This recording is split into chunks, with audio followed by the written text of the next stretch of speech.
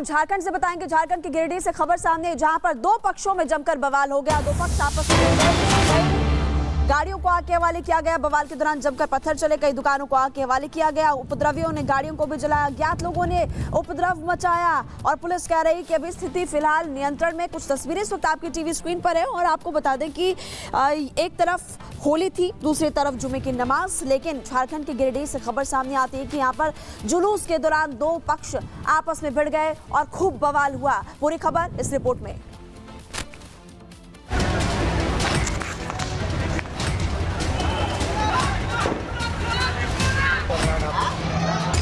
होली के त्योहार पर जिस दिन की शुरुआत रंग और गुलाल के साथ हुई थी, वो शाम होते होते हिंसक झड़प, पथराव और अगजनी में तब्दील हो गई।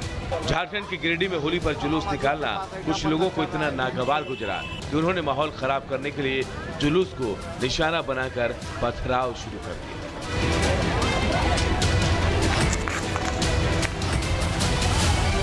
दरअसल होली के दौरान एक पक्ष की ओर से जुलूस निकाला गया, लेकिन जब ये जुलूस मस्जिद से होकर जाने वाले रास्ते पर पहुंचा तो विशेष समुदाय के लोगों ने इसका विरोध शुरू किया, जिसके बाद दोनों पक्षों के लोगों के बीच हाथापाई होने लगी और देखते ही देखते मामला इतना बढ़ गया कि विशेष समुदाय के लोगों ने जुलूस पर पत्थर फेंकने शुरू कर दिए।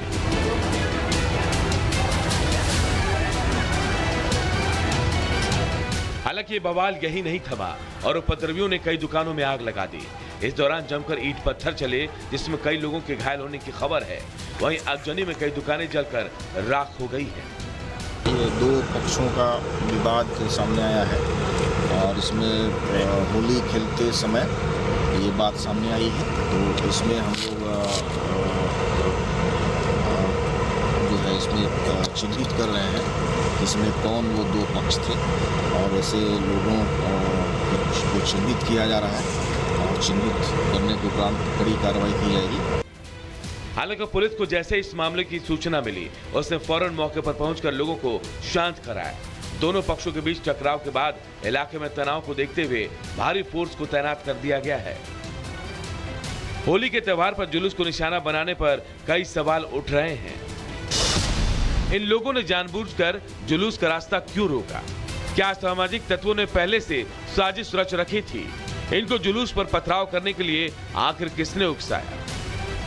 बहरहाल गिरिडीह में हंगामा, पथराव और आगजनी के बाद अब हालात सामान्य है और इलाके में शांति बहाल करने के लिए कड़ी निगरानी की जा रही है, जिससे दोबारा हालात पर काबू किया जा सके।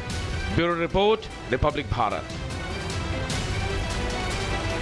एक तरफ देखिए होली के दिन जश्न का माहौल था, वहीं होली के दिन गोल्डन टेंपल से भी एक तस्वीर सामने आई और आपको बता दें कि गोल्डन टेंपल पर हमले की खबर सामने आई है। एक अज्ञात शख्स ने सेवादारों समेत 5 श्रद्धालुओं को लोहे की रॉड से हमला करते हुए घायल कर दिया। आखिर पूरा मामला क्या कुछ है, दिखाते हैं आपको आगे।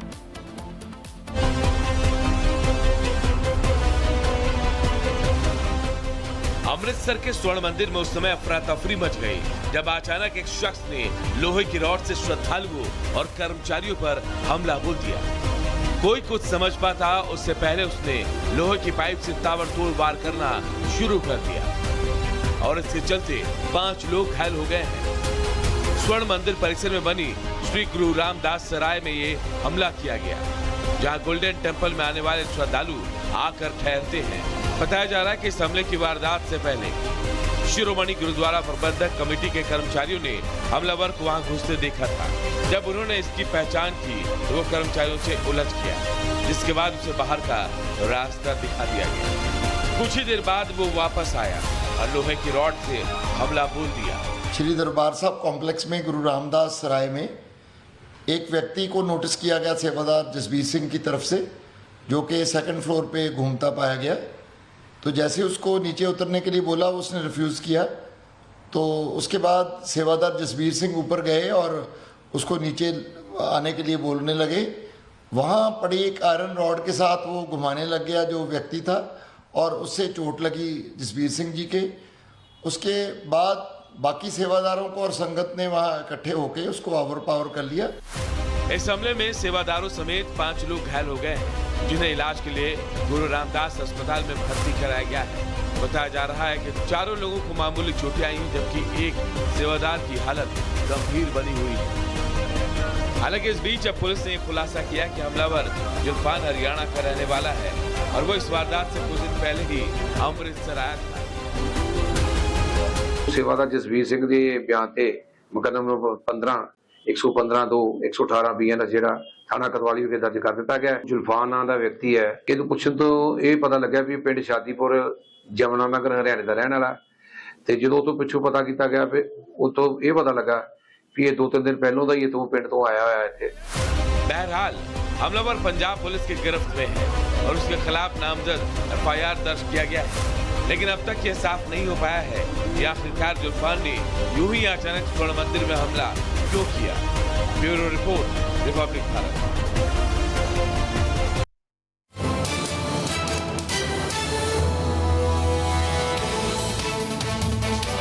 बलूचिस्तान में पिटे पाकिस्तान को अब मुंह छुपाने की जगह भी नहीं मिल पा रही है।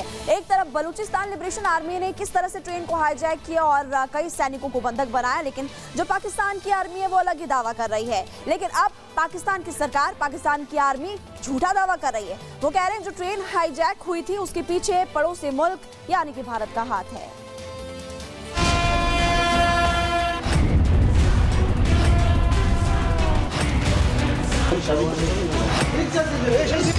पाकिस्तान उन मुल्कों में से एक है जो अपनी गलती एक तो मानता नहीं और दूसरा अपनी नाकामी का ठीकरा किसी और पर फोड़ने के लिए पहले से ही तैयार रहता है। बलूचिस्तान ट्रेन हाईजैक ने एक बार फिर ये साबित कर दिया है।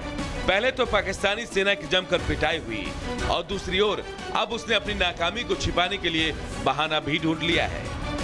बलूचिस्तान में ये जो वाक़या है और इससे पहले जो दहशतगर्दी के वाक़यात हैं, वी अंडरस्टैंड कि इसका जो मेन स्पॉन्सर है योर ईस्टर्न नेबर। पाकिस्तान ने आरोपों के घेरे में सिर्फ भारत को ही नहीं बल्कि तालिबान को भी लिया। पाकिस्तानी सेना के प्रवक्ता का आरोप था कि तालिबान इस मुहिम पर लगातार बीएलए को दिशा निर्देश दे रहा था। This is yet another incident of terrorism जिसकी जो लिंकेजेस हैं वो हमें अपने पड़ोसी मुल्क जो साथ अफगानिस्तान है वहां पे मिल रही है। भारत ने पाकिस्तान के आरोपों पर जवाब देने में जरा भी देरी नहीं। विदेश मंत्रालय के आधिकारिक प्रवक्ता रणधीर जायसवाल ने एक बयान जारी कर पाकिस्तान को वैश्विक आतंकवाद का केंद्र बताया।